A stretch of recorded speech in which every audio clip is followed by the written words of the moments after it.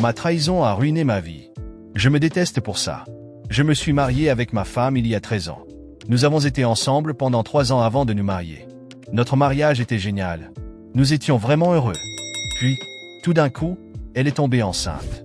Je sais que c'était de notre faute, car nous n'utilisions pas toujours de protection. Nous avons décidé de garder le bébé, et notre fils est né. Je pensais que notre famille était complète, mais les choses ont changé de manière drastique. Ma femme était toujours occupée avec notre fils. Elle avait l'habitude d'être une femme en forme, toujours rayonnante. Mais, pour moi, elle a commencé à ressembler à un zombie. Elle ne se souciait plus de son apparence en public. J'ai commencé à ressentir du ressentiment envers elle. Avant de faire quelque chose de stupide, j'ai parlé avec elle et lui ai donné un ultimatum. Je lui ai dit que, si elle ne retrouvait pas son ancienne apparence, je la quitterais. Elle a commencé à pleurer, disant qu'elle était épuisée et qu'elle n'avait pas le temps. Je lui ai dit que je l'aiderais autant que je pourrais, mais en y repensant, je me rends compte que j'ai fait le minimum. Le problème est apparu lorsque, 5 ans plus tard, elle est retombée enceinte. Tous les efforts qu'elle avait faits se sont envolés. Elle a pris beaucoup de poids. Je l'évitais. Rien qu'à la regarder, je me sentais mal. Je passais mon temps à la salle de sport ou au bar, trouvant des excuses pour ne pas rentrer à la maison. C'est alors que j'ai rencontré une fille à la salle de sport. Elle était attirante et avait un beau corps. De plus, elle était plus jeune que moi. Nous avons commencé à discuter. Je me sentais à nouveau vivant, comme si quelqu'un m'appréciait vraiment. Quelques jours plus tard, je suis allé chez elle et nous avons eu une relation intime. C'était comme une drogue pour moi. Je ne réalisais pas à quel point je devenais de plus en plus distant de ma famille. Et, comme tous les infidèles, j'ai été découvert. Ma femme a appris que je couchais avec une autre. Elle s'est effondrée en larmes devant moi. Elle n'arrêtait pas de répéter. « Comment as-tu pu me faire ça? Tu as détruit notre famille. » À ce moment-là, j'ai fait quelque chose de horrible. J'en ai encore honte. J'ai crié contre elle et l'ai traitée de sorcière. Je lui ai dit que, si elle avait pris soin d'elle, je ne l'aurais pas trompée. Que tout était de sa faute. Ma femme a commencé à rire. J'étais confus. Elle a dit que, si je l'avais aidée, peut-être aurait-elle eu le temps de prendre soin d'elle-même.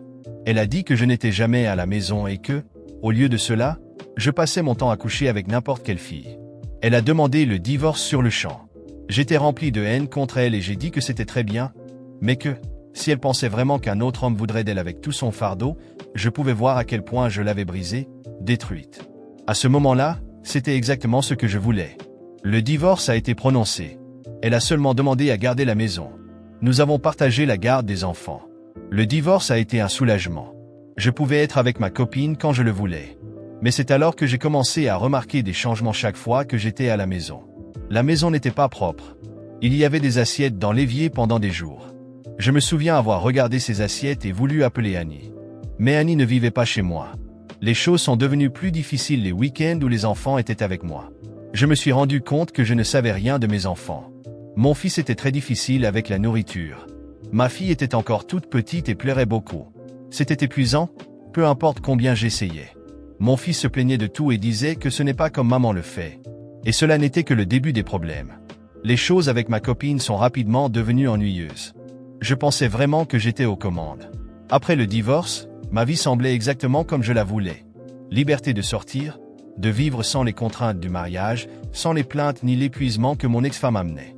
Enfin, je pouvais profiter de ma nouvelle copine sans la pression d'une maison en désordre ou d'enfants exigeants. Les premiers mois, je me sentais au sommet du monde. Mais peu à peu, la réalité m'a frappé comme un coup de poing dans l'estomac. Ça a commencé de manière subtile, comme une sensation de vide au moment où j'arrivais chez moi pour ne trouver que le silence. Avant, même lorsque mon épouse était occupée avec les enfants, je pouvais entendre des rires ou le son de la télévision. La maison avait de la vie. Maintenant, ce n'était plus que moi et l'écho de mes propres pas. Je n'y ai pas prêté attention au début, car après tout, j'avais Annie, ma copine. Mais l'euphorie initiale s'est estompée. Avec le temps, Annie a commencé à montrer qui elle était vraiment, et j'ai réalisé que j'avais idéalisé quelqu'un qui n'existait pas. Annie était différente de mon ex-femme, c'était indéniable. Elle n'avait pas d'enfant, elle n'avait aucune des responsabilités de mon épouse, et c'est pourquoi elle semblait avoir plus de temps et d'énergie pour moi. Cependant, son intensité est vite devenue pesante. Elle voulait tout contrôler, mes sorties, ce que je portais, même mes amitiés. Ce que je voyais auparavant comme de l'attention a commencé à m'étouffer. Je ne me sentais plus libre.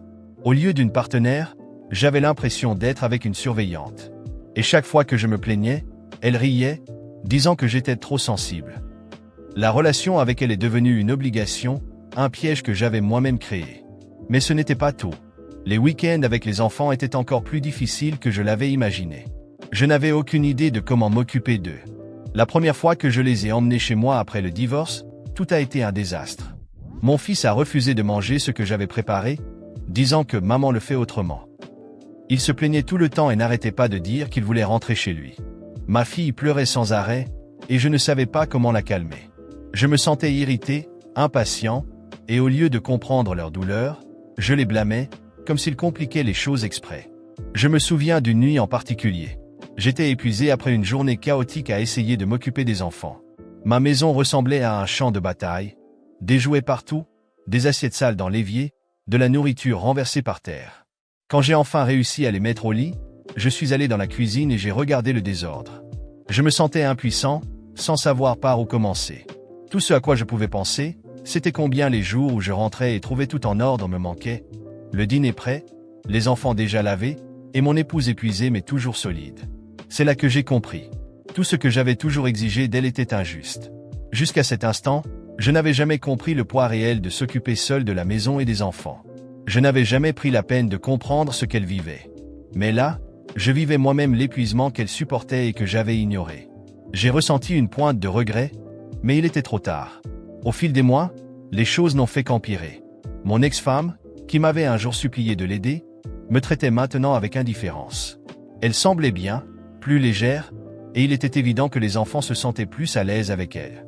Je détestais l'admettre, mais ils préféraient être avec leur mère. Quand ils étaient avec moi, ils semblaient toujours mal à l'aise, et je ne savais pas comment briser cette barrière. J'ai essayé de leur acheter des jouets et de les emmener se promener, mais je me suis rendu compte qu'ils voulaient des choses que je ne pouvais pas leur offrir. Ils voulaient de la patience, de l'affection et de la stabilité, 3 choses que j'avais détruites. Annie a également commencé à montrer des signes d'impatience envers mes enfants. Au début, elle faisait un effort pour se montrer gentille, mais très vite, il est devenu clair qu'elle ne voulait pas partager son temps avec eux. Chaque fois qu'ils étaient là, elle s'éloignait, et quand nous étions seuls, elle ne manquait pas de me rappeler combien il était compliqué de devoir les supporter. La situation est devenue telle qu'elle a insinué que je devrais voir mes enfants moins souvent pour que nous ayons plus de moments à deux. C'est là que j'ai compris ce que j'avais perdu. Avant, mon épouse et moi étions une équipe, même avec tous les problèmes. Maintenant, j'étais avec quelqu'un qui ne pensait qu'à elle-même. Le coup final est arrivé une nuit où je suis allé voir mes enfants dans notre ancienne maison. J'avais besoin de récupérer des papiers, et en arrivant, j'ai vu mon ex-femme dans le jardin, riant et discutant avec un autre homme. Il semblait si à l'aise, si naturel, que j'ai ressenti une vague de jalousie et de regret comme jamais auparavant. Il semblait prendre soin d'elle, quelque chose que je n'avais jamais su faire. Son sourire m'a frappé avec une douloureuse clarté, elle avait trouvé la paix que je n'avais jamais su apprécier. Cette nuit-là, je suis rentré chez moi et je suis allé directement dans ma chambre.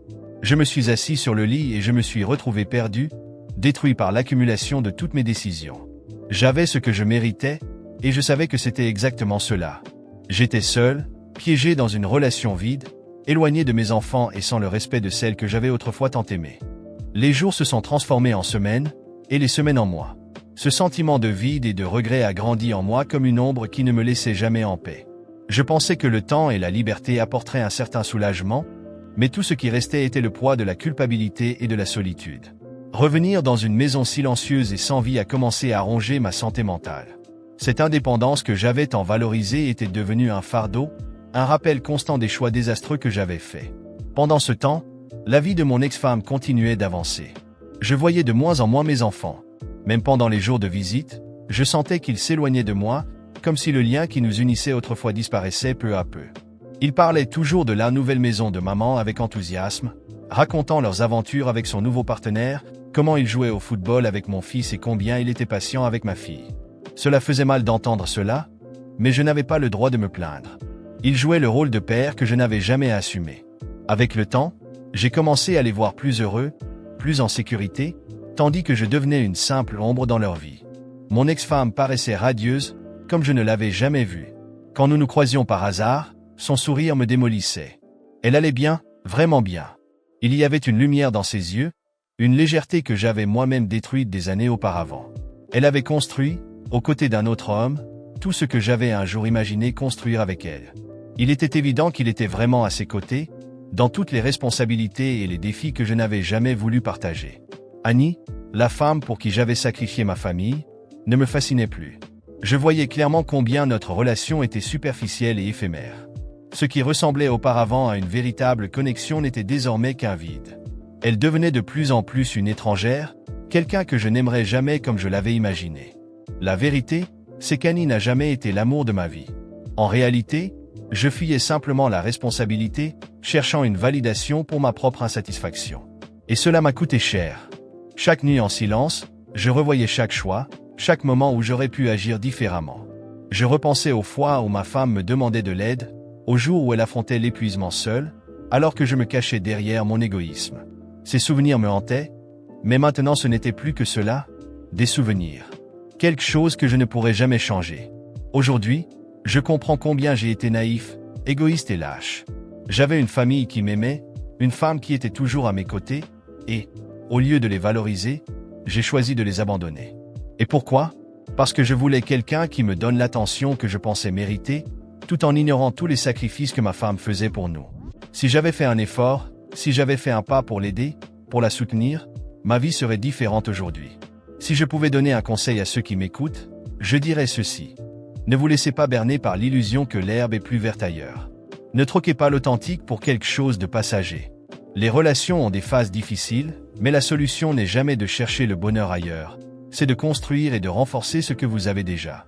Soyez un partenaire, soyez présent, aidez vraiment et, surtout, valorisez la personne qui est à vos côtés dans les moments difficiles. Ne faites pas l'erreur de croire que quelqu'un là dehors vous donnera quelque chose de mieux, car, dans la plupart des cas, ce de mieux n'est qu'un mirage, quelque chose qui disparaît rapidement et vous laisse seul avec les restes de ce qui a été autrefois le plus précieux. Maintenant, la seule chose qui me reste est de vivre avec les conséquences. Mes enfants, qui autrefois étaient à moi, ne me voient plus comme une priorité. La femme qui m'a un jour aimé sincèrement est en paix, et je ne suis plus qu'un souvenir de ce qu'elle a surmonté. Elle avance, tandis que je reste en arrière, emprisonné dans le regret et les souvenirs. Et aujourd'hui, je le sais, il n'y a pas de punition plus grande que sa propre conscience, qui me rappelle chaque jour l'homme que j'ai été et ce que j'ai perdu pour toujours. La plus grande gifle est venue après, d'une manière que je n'aurais jamais pu prévoir. J'étais chez moi, seul comme d'habitude, hanté par les souvenirs et les regrets, comme toujours. C'était un week-end ordinaire, et je ne m'attendais même pas à voir mes enfants. Ces derniers mois, notre contact avait été minimal et, pour être honnête, j'avais supposé que mon ex-femme les tiendrait de plus en plus éloignés de moi. Je savais qu'elle avait tout le droit de le faire. Après tout, je n'avais pas été seulement un mari infidèle, mais aussi un père absent, quelqu'un qui n'avait jamais accordé la valeur ni l'attention qu'il méritait. J'étais convaincu que, pour elle, j'étais un passé qui devait être oublié. Alors, quand j'ai entendu la sonnette, j'ai été surpris. En ouvrant la porte, mon cœur a bondi. C'était elle, avec nos enfants à ses côtés. Il me regardait avec un mélange de curiosité et d'attente. Et puis, mon ex-femme, avec un regard serein et un calme impressionnant, m'a dit qu'elle avait amené les enfants pour passer le week-end avec moi. J'étais sans voix, mais avant même que je puisse poser une question ou exprimer ma surprise, elle a expliqué avec une simplicité désarmante. Je sais que ce qui s'est passé entre nous deux a été douloureux. Mais cela ne doit pas interférer dans les souvenirs que nos enfants auront de toi. Ils méritent d'avoir des souvenirs de leur père, de savoir qui tu es et de te connaître au-delà de tout ce qui s'est passé entre nous. Ils ont besoin de tes histoires, de moments avec toi. À ce moment-là, je n'ai pas pu retenir mes larmes. Ces paroles ont été comme une claque, une réalité qui m'a frappé avec force. Là, devant moi, se trouvait une femme qui avait tout le droit de me détester, de m'écarter de la vie de nos enfants, et pourtant, elle était là, m'offrant une chance d'être présent dans leur vie. Elle choisissait le bien-être de nos enfants au-dessus de tout ressentiment qu'elle pouvait avoir à mon égard. Pendant que j'essuyais mon visage, tentant de dissimuler mon émotion, elle m'a simplement souri, d'une manière presque empreinte de compassion.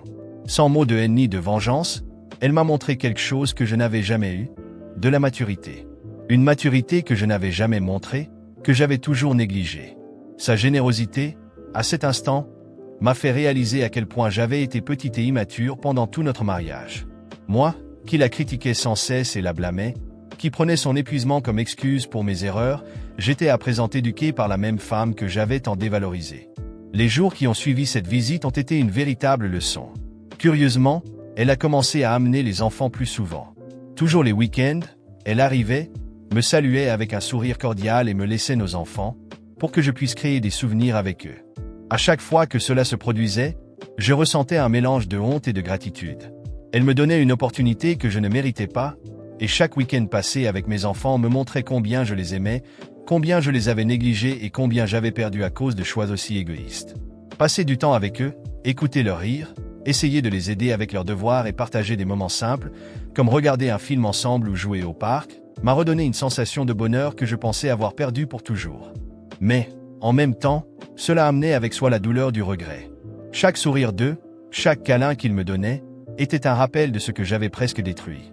J'ai commencé à comprendre que la paternité ne consistait pas seulement à être physiquement présent, il fallait être disponible émotionnellement, quelque chose que je ne commençais à apprendre qu'à présent. La maturité de mon ex-femme en me permettant d'être dans leur vie, même après tout ce que j'avais fait, m'a profondément touché. Elle m'a appris, par son exemple, ce que cela signifie réellement d'être adulte, ce que cela signifie de mettre le bien-être des enfants au-dessus de toute renseignure personnelle. Elle aurait pu choisir d'avancer sans moi et de me laisser dans le passé, et personne ne l'aurait blâmé. Mais, au contraire, elle a choisi de m'offrir une place dans la vie de nos enfants, et elle l'a fait sans rien attendre en retour. Ce fut une leçon de compassion et de bienveillance, une leçon qui m'a forcé à confronter mes propres défauts avec une clarté brutale. Aujourd'hui, je comprends que mon comportement puéril, mon égoïsme et mon manque d'empathie n'ont pas seulement détruit notre mariage, mais ont failli me coûter la relation que j'avais avec mes enfants. Et si je peux donner un conseil à ceux qui lisent mon histoire, je dirais, ne sous-estimez pas le pouvoir de vos choix. Ne troquez pas l'amour véritable, la famille et le respect de ceux qui comptent pour quelque chose de superficiel et passager. Car, lorsque la réalité se manifeste, lorsque vous êtes seul et sans personne, vous comprenez que rien ne remplace l'amour et l'affection qu'une famille authentique peut apporter. J'ai appris de la manière la plus difficile que la maturité ne consiste pas à contrôler ou à exiger, mais à donner et à soutenir. Mon ex-femme est celle qui me l'a montré, alors qu'elle n'avait aucune obligation de le faire. Aujourd'hui, je m'efforce d'être un père présent et d'honorer l'espace qu'elle m'a donné, non seulement pour mes enfants, mais parce que je sais que c'est la seule manière de réparer, au moins un peu, le mal que j'ai causé. Je vis encore avec le regret de toutes les mauvaises décisions que j'ai prises, mais je sais que je peux faire la différence à partir de maintenant. Et cela, ironiquement, n'est possible que parce que la femme que j'ai profondément blessée a choisi d'être meilleure que je ne l'ai jamais été. Elle m'a donné une seconde chance avec nos enfants, et c'est la plus grande leçon de vie que quelqu'un aurait pu m'enseigner.